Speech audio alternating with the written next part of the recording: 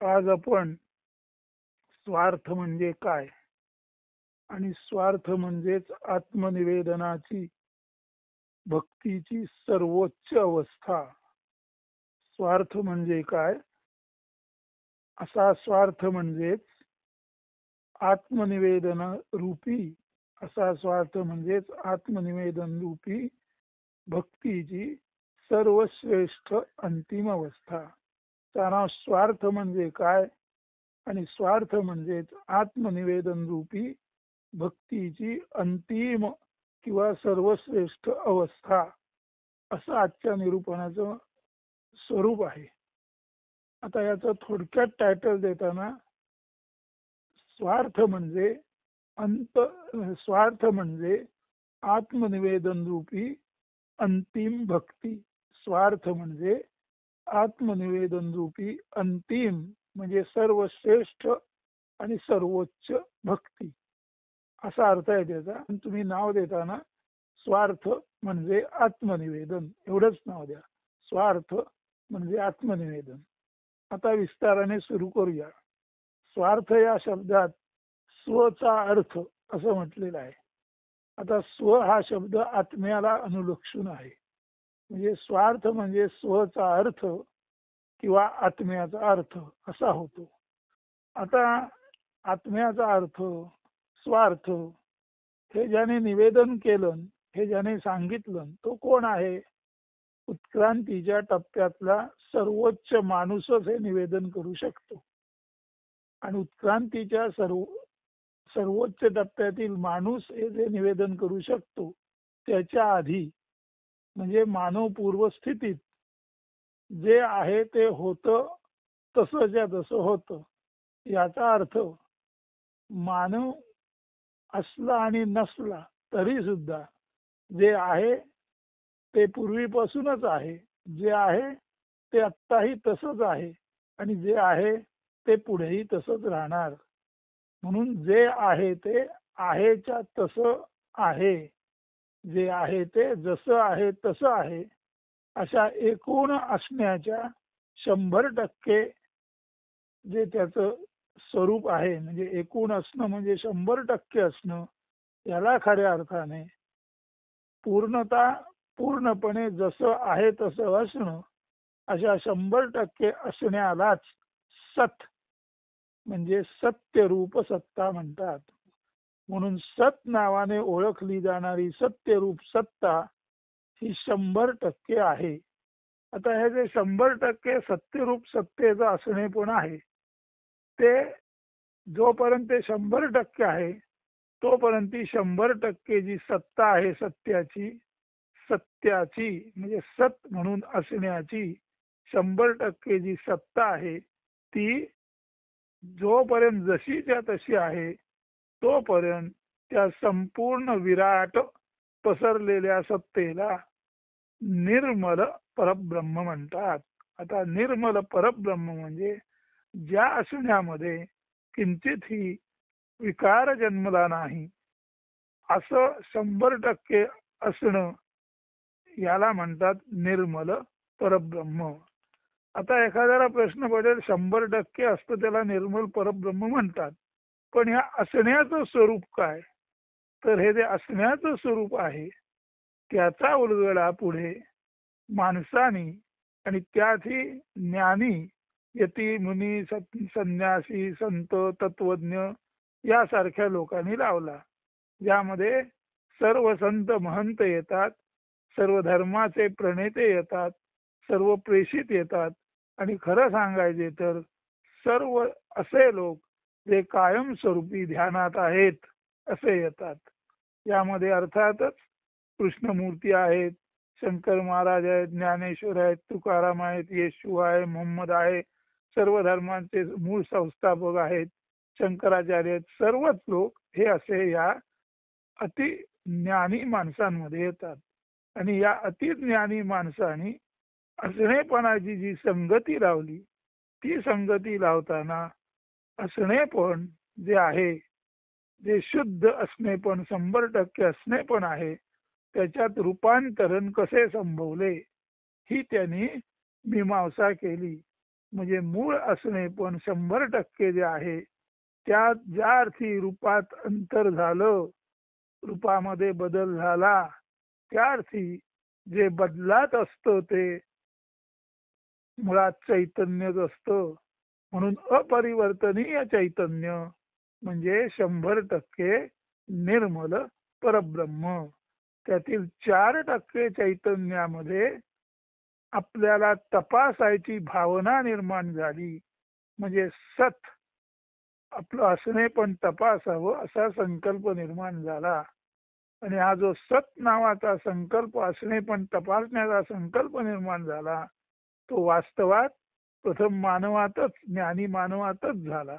मग त्याच ज्ञानी मानवाने सतचं रूपांतर चित मध्ये कसं झालं, म्हणजे तपासणं या सद्भूमिकेचं रूपांतर चित म्हणजे प्रवाही जे तपासायचं ते ते आपल्यातील चैतन्याने कसं तपासता येतं, असं सतचं रूपांतर तपासण्या आपलं रूप तपासावं असं चैतन्याला वाटलं. ही भावना ज्या माणसाच्या मनात आली, त्या माणसाच्या मनातील मूळ रूप तपासावं वाटणं यालाच 100% निर्मल परब्रह्मामध्ये झालेला विकार म्हणजे तपासावे वाटणे अशी भावना, काहीतरी भावनिक रूपांतरण. म्हणून निर्मल परब्रह्मामध्येच आपण आपणाला तपासावं ही भावना निर्माण झाली. त्याला सद्ब्रह्म म्हणतात. म्हणजे ब्रह्माची सत्यरूप सत्ता किंवा ब्रह्माची सामान्य सत्ता. म्हणजे ब्रह्माची मांडणी करताना ब्रह्म ही सत्ता आहे, पण तिचं सामान्यीकरण म्हणजे कॉमनली ब्रह्म ही सत्ता आहे कसं कळावं, तर ते ज्याला कळलं ते ज्ञानी माणसाला कळलं, म्हणजे चिंतनातील माणसाला कळलं, किंवा तो त्याची संगती लावू शकला असणेपणाची. म्हणून असणेपणाची संगती लावणारा अतिउत्क्रांत साक्षीत्वातला कोणीही ऋषीमुनी संन्यासी त्याला असं जाणवलं की मूळ जी निर्गुण निराकार चेतना आहे तिला आपण आपलं स्वरूप तपासावं असं वाटलं. आणि त्या संकल्पाला सत असं नाव दिलं गेलं. आणि तोच संकल्प पुढे तपासता तपासता त्या तपास करणाऱ्या ध्यानमग्न ऋषी मुनींच्या मनामध्ये चित म्हणजे मनरूपी चैतन्य रूपी अस्तित्व म्हणून त्याचं आलं. म्हणून निर्गुण निराकारात तपासावं असं वाटणं हा सतचा भाव आहे. तो तपासण्याचा भाव पुन्हा जेव्हा उत्क्रांत होऊन मानवामध्ये आला तेव्हा ते चित्त, ते जे सत आहे ते चित्त किंवा मन म्हणून आलं. आणि या चित्ताचेच स्वाभाविकपणे मनबुद्धी चित्त अहंकार म्हणजे मनचतुष्टय असे 4 भाग आहेत. म्हणून मुळाला तपासावं असं वाटलं, हा मुळाचा सत्संकल्प. तो तपासावा वाटणारा संकल्प जो मुळाचा आहे तो ज्याच्या मनात आला अशा त्या अतिउत्क्रांत मानवाचा तोच सत्संकल्प चित म्हणून, तो अंतःकरण चतुष्टय म्हणून, किंवा लिंग देह किंवा सूक्ष्म देह अतिवाहिक देह म्हणून मनबुद्धी चित्त अहंकार रूपे तोच सत्संकल्प चित म्हणजे मनबुद्धी चित्त अहंकार रूपे अंतःकरण म्हणून प्रकट झाला. आणि याच अंतःकरणामध्ये मग सतरूप ब्रह्म हे चैतन्य रूप ब्रह्म आहे कळलं. आणि त्याच्या आनंदाची उपभोग घेण्याची क्षमता निर्माण झाली, म्हणून ते आनंद ब्रह्म बनलं. म्हणून मूळ असणे पण 100% हे निर्मल ब्रह्म आहे. त्याच्यात थोडा तपासावा असा बदल झाला तेव्हा ते सद्ब्रह्म झालं. ते सद्ब्रह्म उत्क्रांत मानवाच्या मनामध्ये मनबुद्धी चित्त अहंकार रूपाने अंतःकरण रूपाने अतिवाहिक देह म्हणून आलं तेव्हा ते सद्ब्रह्म चिद्ब्रह्म झालं. म्हणजे असणे पण सत्य म्हणून सद्ब्रह्म, तेथील प्रवाही पण चित चैतन्य म्हणून चिद्ब्रह्म, आणि सद्ब्रह्मातील प्रवाहीपणाचा उपभोग घेता येतो म्हणून ते आनंद ब्रह्म. मग निर्मल परब्रह्मात सच्चिदानंद ब्रह्म तयार झालं. तर याचा एवढाच अर्थ आहे, निर्मल परब्रह्म म्हणजे जाणीव नेणीव रहित असलेलं ब्रह्म. त्यावेळेला ते ब्रह्म तमसो गुग्गळ म्हणजे केवळ निबिड अंधारासारखं होतं. हा अंधार तेव्हा संपला जेव्हा उत्क्रांत मानव आला.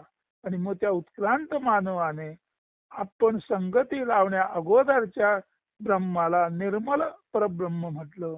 आणि संगती लावणं म्हणजे तपासणी करणं, शोध घेणं म्हणजे असणेपणात थोडासा विकार उद्भवणं. म्हणून संगती लावताना जे मूळ 100% निर्मल परब्रह्म आहे ते सच्चित आनंद रूपाने सगुण साकार मानवामध्ये जेव्हा उत्क्रांत झालं तेव्हा ते शबल ब्रह्म झालं. निर्मल ब्रह्म म्हणजे कोणताही बदल न होणार ब्रह्म ते 100% आहे. आणि शबल ब्रह्म म्हणजे जीवसृष्टी आणि प्रामुख्याने मानव निर्माण झाल्यानंतर त्याने जन्म मृत्यू पद्धतीने जो जीवनाचा अर्थ लावला त्या जन्म मृत्यू पद्धतीने जीवनाचा अर्थ लावून सगुण साकार ब्रह्माची ज्याने संगती लावली असं हे सगुण साकार विकारातील जग आहे त्याला शबल ब्रह्म म्हणतात. म्हणून मूळ जसं त्या तसं असणे पण हे 100% निर्मल म्हणजे कुठलंही प्रदूषित न झालेलं कुठल्याही त्याने प्रदूषित न झालेलं ब्रह्म म्हणजे निर्मल ब्रह्म. आणि तपासणी वाढ आणि आनंद या रूपाने बदल झालेलं ब्रह्म म्हणजे शबल ब्रह्म. म्हणून निर्मल ब्रह्म हे प्युअर ब्रह्म आहे आणि शबल ब्रह्म हे तपासावे जाणावे या अर्थाने उत्क्रांत झालेले मानवाच्या हृदयातील आणि त्याची संगती मानवाने लावली असं ते शबल ब्रह्म आहे. म्हणजे 100% चैतन्य जे होतं ते जसंच्या तसं असताना निर्मल ब्रह्म आहे. त्यातील 4% चैतन्यामध्ये सगुण साकार जीवसृष्टी आली आणि त्याच्यातच मानव आला.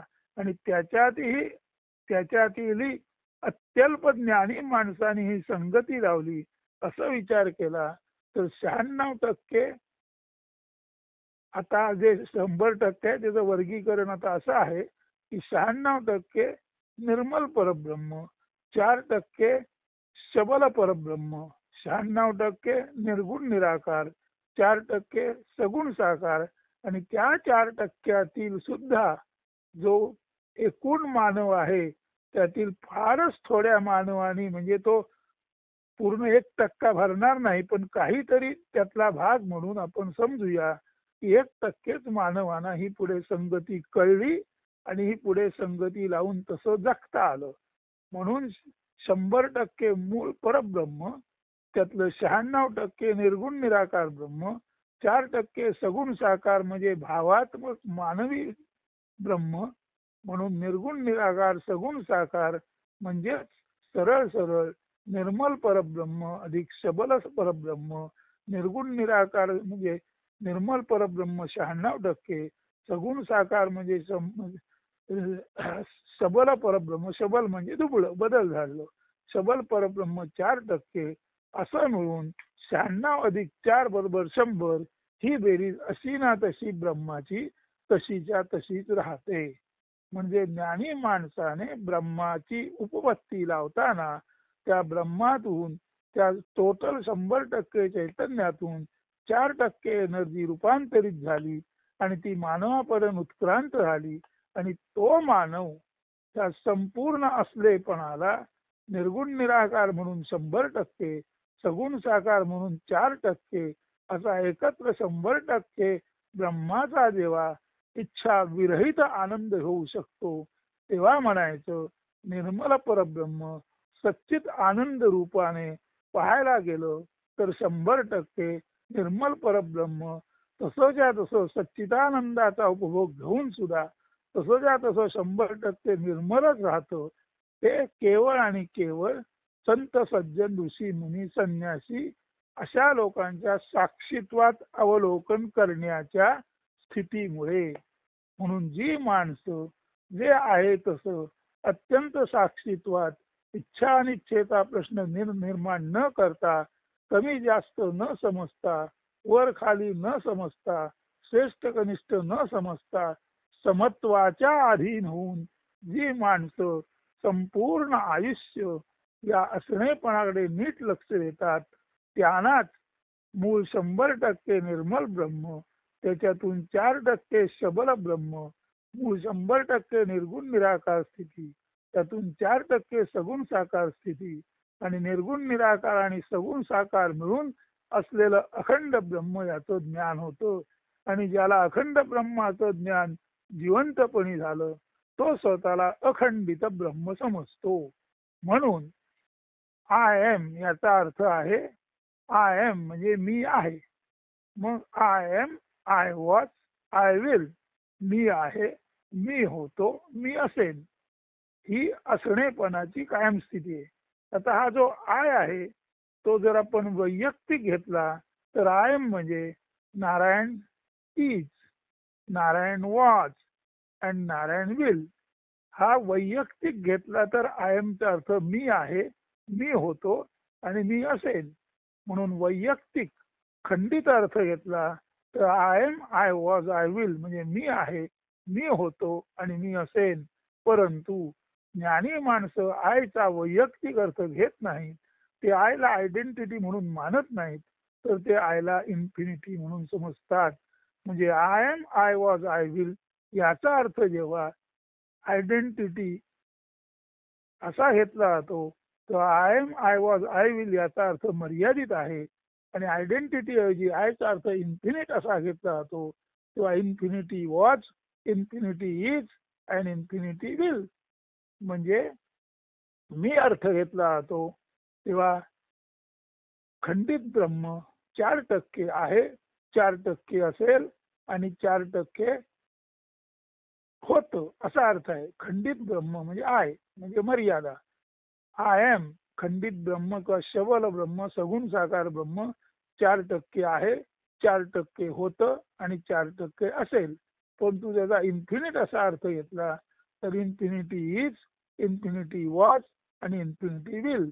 तर अनंत म्हणून ते कायमस्वरूपी आहे, होतं आणि असेल. ते कायमस्वरूपी आहेच आहे.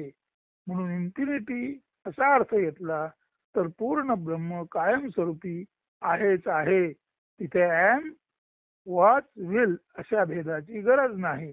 परंतु जेव्हा माणूस आय याचा व्यक्तीचा अर्थ घेतो तेव्हा मात्र कायमस्वरूपी आहे, होतं आणि असेल याचा अर्थ हे सगुण साकार ब्रह्म कायमस्वरूपी आहे, होतं आणि असेल असा होतो. तर कसंही बघायला गेलं तरी आय एम मी आहे अशा अर्थी धरलं तरी सगुण साकार ब्रह्म होतं, आहे, असेल. आणि इन्फिनिट असा अर्थ धरला तरी सुद्धा निर्गुण निराकार ब्रह्म होतं, आहे आणि असेल. याचा एवढाच अर्थ आहे. पाणी आपण धरलं तर ते 100% निर्गुण निराकार आहे आणि त्यातल्या तरंगांना मान दिला तर निर्गुण निराकार पाणी 96% आहे आणि तरंग रूप विश्व हे 4% आहे. म्हणून चैतन्याचा 100% अर्थ धरतो तेव्हा निर्मल परब्रह्म 100% आहे. आणि त्यात सगुण साकार निर्मिती, मानव निर्मिती लक्षात घेतली तर निर्मल परब्रह्म 100 वरून 96% जातं आणि सगुण साकार ब्रह्म 4% होतं. परंतु कशाही अर्थाने सगुण साकार आणि निर्गुण निराकार मिळून ब्रह्म जे आहे ते तसंच्या तसं रूपांतरित किंवा अरूपांतरित कसंही म्हटलं तरी ब्रह्माची बेरीज अखंडपणे 100% होते. हे जेव्हा ज्ञानी माणसाच्या लक्षात आलं तेव्हा त्या ज्ञानी माणसाने स्वतःचा अर्थ म्हणजे स्वचा अर्थ लावताना स्वचा अर्थ लावता त्याने स्व म्हणजे आत्मा आणि त्याचा अर्थ सांगितला. आता स्व म्हणजे आत्मा कसं तर बघा, जर 100% चैतन्य आहे आणि नारायण पाटणकर म्हणून सगुण साकार ब्रह्म आहे म्हणजे मी त्यातला 4% भाग आहे, तरी सुद्धा मूळ जर ब्रह्माची बेरीज 100% आहे तर नारायण पाटणकर 4% आला तरी नारायण पाटणकरची पूर्वस्थिती जी आहे माकड वानर असं करत करत अगदी अमिबापर्यंतची सर्व स्थिती आहे ती बोलू लागली नाही, जाणू लागली नाही, समजू लागली नाही, समजावून देऊ लागली नाही, समजून घेऊ लागली नाही अशी असली तरी सुद्धा तीच प्रत्येक माणसाची मूळ अवस्था आहे. म्हणजे प्रत्येक सगुण साकार व्यक्तीची मूळ अवस्था ही अव्यक्तात असताना जशी आहे तशीच सर्वत्र आहे. म्हणून अव्यक्त म्हणून सर्व प्राणी मात्र मूलतः 100% निर्मल परब्रह्म आहेत. परंतु एकदा जीवाची निर्मिती झाली आणि तो मानवापर्यंत उत्क्रांत झाला की मानव त्याची संगती लावताना सगुण साकार ब्रह्माला तो शबल ब्रह्म म्हणतो आणि निर्गुण निराकार ब्रह्माला तो निर्मल ब्रह्म म्हणतो. परंतु आपण म्हणतो 7 5 12 8 5 13, 7 5 12 8 5 13 असं आपण म्हणतो. आता 7 अधिक 5 12 झाले, 8 अधिक 5 13 झाले. बेरीज आहे तीच 13ची 13 उरली ना. म्हणून 96% अधिक 4% 100%, आणि 100% म्हणजे 100%. म्हणून ब्रह्म सतरूपाने सामान्य सत्ता म्हणून 100% आहे. त्यानंतर चैतन्य रूप, भावरूप आणि जाणीव रूप म्हणून जे ब्रह्म आहे ते 4% आहे. म्हणजे सद्ब्रह्म 100% आहे. आणि चेतनापूर्ण वहनातील जाणीवेतील ब्रह्म आणि त्या जाणीवेतील आनंद उपभोगणारे जन्म, अशा अर्थाने चित आणि आनंद स्वरूप ब्रह्म 4% आणि सत्स्वरूप ब्रह्म 96% असं धरलं तर सच्चिदानंद स्वरूप ब्रह्म हे मुळात अखंडपणे 100% आहे. तर ब्रह्माचं हे सत असणे पण, त्याचं रूपांतरण आणि जाणीवेचा आनंद भोगणं हे चित आणि आनंद पण मिळून चिदानंद पण, तर असणे पण चिदानंद पण हे सर्व एकत्र घेतलं तर सत 96 आणि चिदानंद 4% मिळून मूळ ब्रह्म 100% आहे. या निष्कर्षाला जेव्हा माणूस आला, ज्ञानी माणूस आला, तेव्हा त्या ज्ञानी माणसातील काही माणसांनी असं ठरवलं, जर ब्रह्म इथून तिथून अखंडच आहे तर हे जरी खंडिततेचं म्हणजे निर्गुण निराकारातील सगुण साकारतेचं जरी ज्ञान झालं तरी अखंडातील खंडिततेचं ज्ञान हे शाश्वत नाही. म्हणजे पाण्यावर तरंग फेज बुडबुडे उद्भवले हे ज्ञान म्हणून पण शाश्वत नाही. कारण तरंग फेज बुडबुडे आले की पाण्यामध्ये विकार झाला आणि 96% अविकारी पाणी आणि 4% विकारी पाणी म्हणजे विवर्त निर्माण झालेलं पाणी, 96% विकारी पाणी आणि 4% मायावादात सापडलेलं पाणी, मिथ्यावादात सापडलेलं पाणी, असं जरी म्हटलं तरी पाणीच 2 तऱ्हेने असल्यामुळे शेवटी तो मिथ्यावाद असो, मायावाद असो, विवर्तवाद असो किंवा काही जन्मालाच आलं नाही असा अजातवाद असो किंवा एकच चैतन्य बहुत झालं, बहुत रूपे क्रीडा करू लागलं असा अद्वैत विलास असो, तरी कुठेही असणेपणाची बेरीज 100%च्या आत असत नाही आणि ती बाहेर जात नाही. मग 96 अधिक 4 100 केले काय? 100 वजा 4 बरोबर 96 अधिक परत 4 करून 100 केले काय? असणेपणा सद्रूपाने 100% आहे. फक्त चिदानंद रूपाने तो 4% मानवातील अति अति मर्यादित मानवाला ज्ञानी माणसानं उपभोगता येतो. आता हे असं का होतं? तर जी माणसं ब्रह्माचं 100% स्वरूप लक्षात घेऊन ते जरी मला कळलं आणि इतरांना कळलं नाही तरी कळलेलं आणि असलेलं ब्रह्म शेवटी 100%च आहे हे ज्यांच्या लक्षात येतं ते ह्या ब्रह्माचा अर्थ नीट लावतात की बाबा रे, 96% निर्गुण निराकार चेतना आहे, 4% सगुण साकार चेतना आहे. निर्गुण निराकाराचा पाया मोठा आहे आणि वरती 4% सगुण साकाराची चेतना रूपी जी इमारत आहे ती तुलनेने लहान आहे. म्हणून दृश्य जग आणि दृश्य जगातील ज्ञानाची मीमांसा करणारे तत्वज्ञ साधू संत हे त्या कारणाने अगदी अत्यल्प आहेत. म्हणजे या दृश्य जगाची संगती आणि शेवट 100% जगाशी एकरूप होणं हे ज्ञान केवळ आणि केवळ त्या माणसाला जमू शकतं जो साक्षीत्वाने संपूर्ण असणेपणाकडे संपूर्ण असणेपण म्हणून पाहतो. म्हणजे संपूर्ण असणेपणाकडे पाहणारा ज्ञानी माणूस जे संपूर्ण आहे ते आणि आपण हे मुळातच संपूर्ण म्हणून समजतो. म्हणजे जग आणि पाहणारा हे दोन्ही जगच आहे असं जेव्हा ज्ञानी माणूस समजतो तेव्हाच तो म्हणतो आय एम. आय म्हणजे identity. I am identity is. That म्हणजे इन्फिनिटी. म्हणून आयडेंटिटी इज इन्फिनिटी. आणि ज्या अर्थी इन्फिनिटीतून मी जन्माला आलो त्या अर्थी इन्फिनिटी इज आयडेंटिटी. म्हणून मग तो जीवनाची संगती लावताना जे इन्फिनिट होतं ते आयडेंटिटीत आलं, म्हणजे अनंत होतं ते शांत झालं. अमर्यादित होतं ते मर्यादित झालं.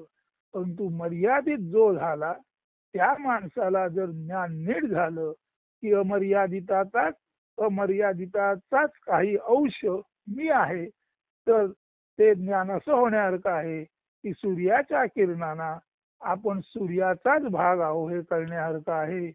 म्हणून इन्फिनिटीचा भाग म्हणजे आयडेंटिटी आपण आहोत हे ज्या माणसाला कळलं आणि जी आयडेंटिटी स्वतःला इन्फिनिट म्हणून समजू लागली, तशी वागू लागली, अशी कोणतीही आयडेंटिटी ही एक्स्ट्रा ऑर्डिनरी आयडेंटिटी असते. ही म्हणजे अति अद्भुत आयडेंटिटी असते. आणि अशी अति अद्भुत आयडेंटिटी म्हणजे संत महंत यतिमुनी संन्यासी यांची. तर आता हे त्यांना ज्ञान झाल्यानंतर आपणाला वाटेल की I am the universe and universe is I my self असं म्हणणाऱ्या लोकांना जन्म मृत्यू असतो का नसतो. तर नेहमी लक्षात ठेवा 4% एनर्जी ही रूपांतरित आहे. त्या अर्थाने जन्म मृत्यू ही तांत्रिक भाव आहे, ही फॉर्मल गोष्ट आहे. म्हणून ज्ञानी माणूस ज्या म्हणतात आम्हाला जन्म मृत्यू नाही, तेव्हा त्याचा इतकाच अर्थ आहे तांत्रिक दृष्ट्या जरी ज्ञानी माणसं तुमच्या आमच्यासारखी जन्माला आली तरी सुद्धा त्यांच्या दृष्टीने येणं आणि जाणं ही तांत्रिक बाब आहे, ही फॉर्मल बाब आहे, ही एक ब्रह्माच्या नियमाची औपचारिकता आहे. म्हणजे जन्म मृत्यूमध्ये अर्थ नाही. आपण अव्यक्तात असतो, अव्यक्तात लपलेला असतो. व्यक्त होताना कळी रूपे किंवा बालरूपे आपण जन्माला येतो. ते कळीचं फूल होताना बालापासून वृद्धापर्यंत आपण विकसित होतो आणि फुलाचं निर्माल्य होताना वृद्धावस्थेत आपण आपलं दुबळेपण झटकून टाकतो आणि आपलं दुबळेपण आपण वगळतो आणि पुन्हा एकदा आपण अव्यक्तामध्ये शुद्ध चेतना म्हणून जातो. म्हणून निर्मल परब्रह्मातून सबल परब्रह्मात येताना, अव्यक्तातून व्यक्तात येताना कळीपूर्व अवस्थेत अव्यक्त आहे आणि कळी म्हणजे शिशु अवस्थेत व्यक्त आहे. मग कळी फुलापर्यंत जाते, तसा शिशु वृद्धापर्यंत जातो. फूल पूर्ण फुललं की निर्मल होतं, नष्ट होतं. तसा शिशु पूर्ण वृद्ध झाला की शक्तिहीन होतो आणि अर्थात तो नष्ट होतो.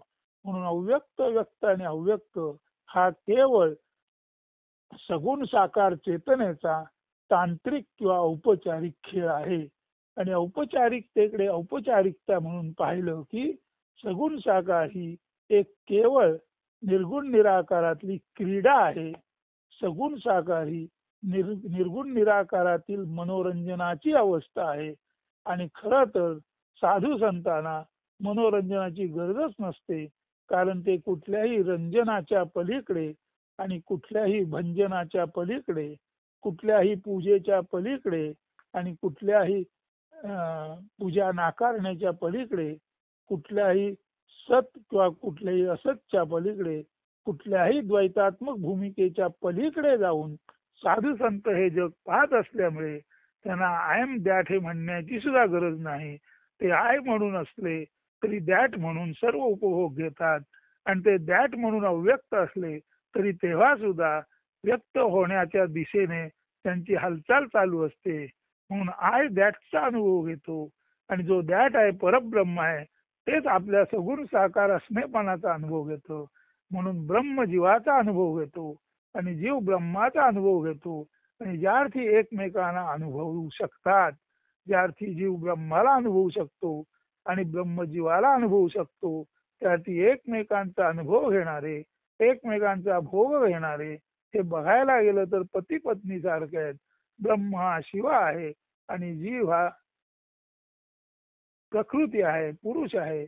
म्हणून पुरुष रूपी ब्रह्म आणि प्रकृती रूपी जीव हे मूळतः प्रकृती पुरुष रूपाने शिवपार्वती रूपाने अखंड ब्रह्म शिवोहम शिवोहम शिवोहम म्हणजे मी अखंड ब्रह्म आहे अशा भावनेत असतात. अशी ही अखंड ब्रह्मात्मक भूमिका ज्याने समजून घेतली आणि ती समजून घेऊन त्या भूमिकेचं जो रोज आपलं आपल्याशी निवेदन करतो तोच माणूस आपलं आपल्याला निवेदन करताना म्हणजे I am that and that is मी सहा अहम अहम सहा असं तेव्हा जो सतत अंतरंगामध्ये शब्दाचा उच्चार न करता सुद्धा त्याचं निधिध्यासन होतं. निशिदिनी त्याला ध्यास लागतो. तेव्हा हे याला म्हणतात सोहम सोहम ऐसा शब्दाविण जप म्हणजे सहा अहम अहम सहा ही शब्दाची उजळणी न करता ज्याच्या सूक्ष्म देहामध्ये लिंग देहामध्ये अतिवाहिक देहामध्ये हे चैतन्याचं भजन सतत चालू असतं. तेव्हा आपल्या लिंग देहामध्ये अतिवाहिक सूक्ष्म देहामध्ये I am that that is I किंवा सहा अहम अहम सा हे भजन जेव्हा उच्चार सुद्धा न करता शब्दरहित अवस्थेत भावरहित अवस्थेत विचाररहित अवस्थेत हे चिंतन जेव्हा माणसाच्या सूक्ष्म देहात लिंग देहात तो अतिवाहिक देहात चालू असते तेव्हा तो दिसायला असतो तांत्रिक दृष्ट्या पण प्रत्यक्षात तो सूक्ष्म रूपाने लिंग रूपाने अतिवाहिक पद्धतीने परब्रह्मच असतो. म्हणून असं जेव्हा हृदयांतर्गत सोहम सोहम ऐसा शब्दाविण जप मी सहा अहम अहमसा न म्हणता असं जेव्हा हृदयांतर्गत सूक्ष्म देहात अतिवाहिक देहात चैतन्य देहात सतत अभिसरण चालू असतं तेव्हा मी आणि विश्व विश्व आणि मी एकरूप आहोत याच अवस्थेत तो ज्ञानी माणूस असतो. आणि अशा ज्ञानी अवस्थेत असताना तो सच्चित आनंद मीच निर्मल परब्रह्म म्हणून सत्सत्ता आहे आणि मीच चैतन्य सत्ता म्हणून आनंद सत्ता म्हणून शबल ब्रह्म म्हणून 4% चिदानंद आहे. 96% निर्मल परब्रह्म आणि 4% चित ब्रह्म आनंद ब्रह्म म्हणून 100% संवित संपूर्णपणे ज्ञानपूर्ण 100% ब्रह्म मीच आहे. हे जेव्हा एखाद्याच्या अंतःकरणात ज्ञानाचा उदय झाल्यानंतर त्या ज्ञानोदयाच्या चिंतनात मग्न असता असता शब्दरहित विचार रहित फक्त साक्षीत्वात हे जेव्हा चिंतन एखाद्याच्या हृदयांतरी निशिदिनी चालू असतं त्याला म्हणायचं निधिध्यास. असं निशिदिनी आय एम दॅट किंवा सहा अहम अहम सहा तर असं निशिदिनी सहा अहम अहम सहा असा जप विना उच्चार विना शब्द फक्त आतल्यात चालू असतो. तेव्हा ओळखायचं की जे कृष्णमूर्ती अनंत म्हणून स्वतःलाच अनुभवतात तुकाराम ज्ञानेश्वर अनंत म्हणून स्वतःलाच अनुभवतात. अनुभवताना जरी तांत्रिक दृष्ट्या ते शांत असले तरी मी अनुभवतो असा त्यांचा भाव नसतो. त्यामुळे अनुभव आणि अनुभव्य म्हणजे अनुभव आणि अनुभव घेण्याजोगे म्हणजे संत आणि तो ज्याचा अनुभव घेतो तो ते गोष्ट म्हणजे one who experiences and one which is experienced. जो अनुभव घेतो तो एक्सपिरियन्सर आणि ज्याचा अनुभव घेतो ते एक्सपिरियन्स्ड म्हणजे अनुभव ज्याचा घेतला तो ते आणि अनुभव घेणारा.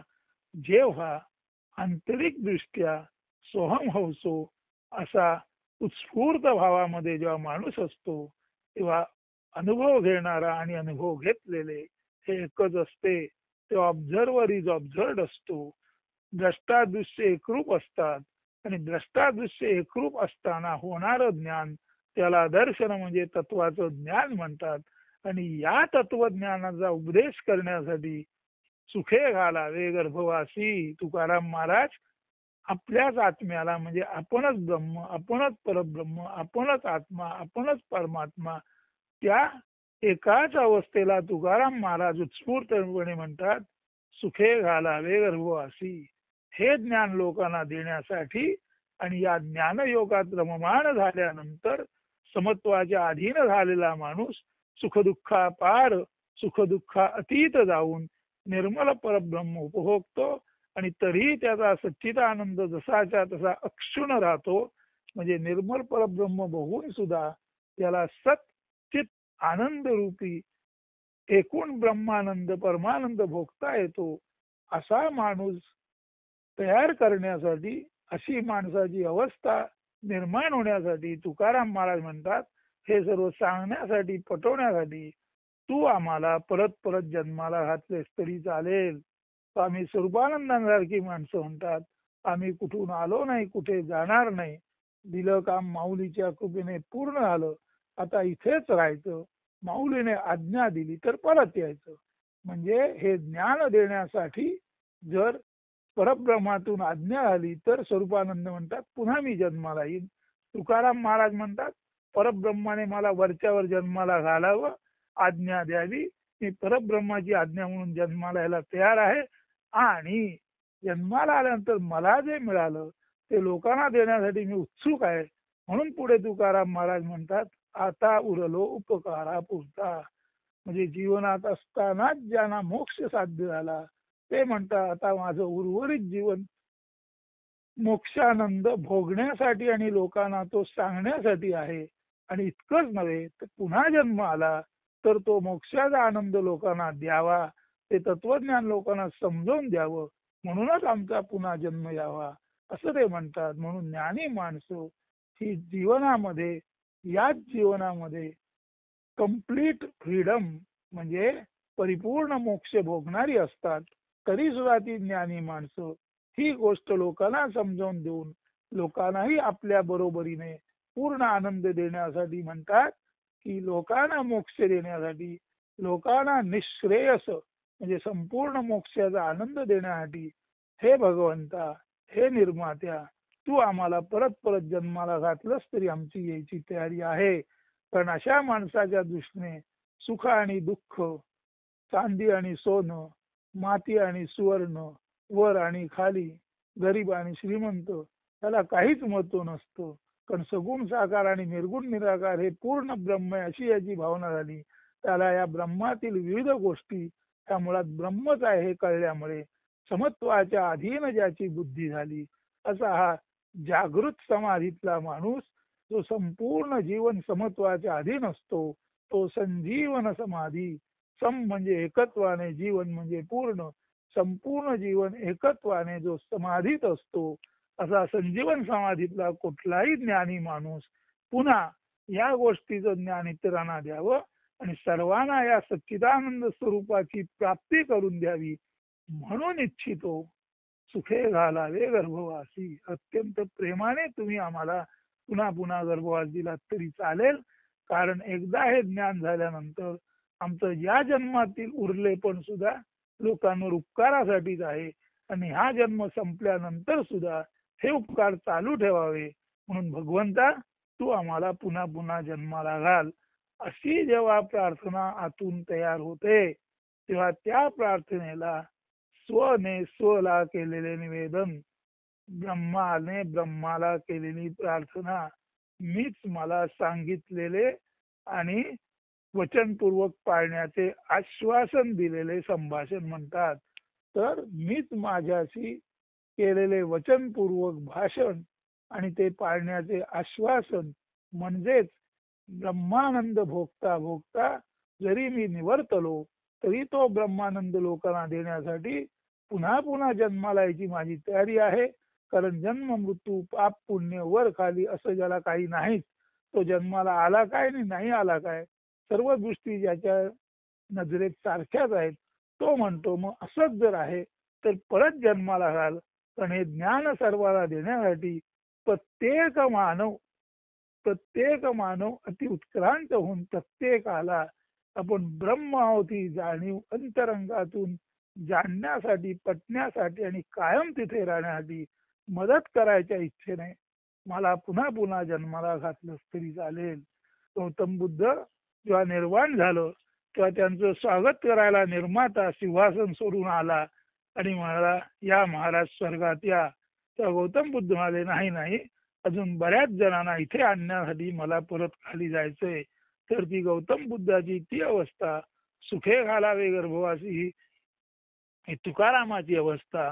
आणि माऊलीने आज्ञा दिली तरच परत यायचं ही स्वरूपानंदांची अवस्था. या सर्व अवस्था सर्व संतांच्या, सर्व संत महंतांच्या आणि सर्व विभूतींच्या, म्हणजे माणूस म्हणून जे विशेषत्वाने संपूर्ण ब्रह्माला भूषणभूत झाले, संपूर्ण ब्रह्माला अलंकार रूप भूषणभूत होणाऱ्या अशा सर्व संत सज्जनांचा हा जो भाव असतो, तो ही गोष्ट सर्वांना उपलब्ध करून देण्यासाठी पुन्हा पुन्हा जन्म आला तरी चालेल, परंतु लोकांना समदर्शित्व, समाधी आणि उच्चार न करता सुद्धा सहा अहम अहमसा म्हणजे काय त्याचं ज्ञान देण्यासाठी या विभूती आतुर असतात.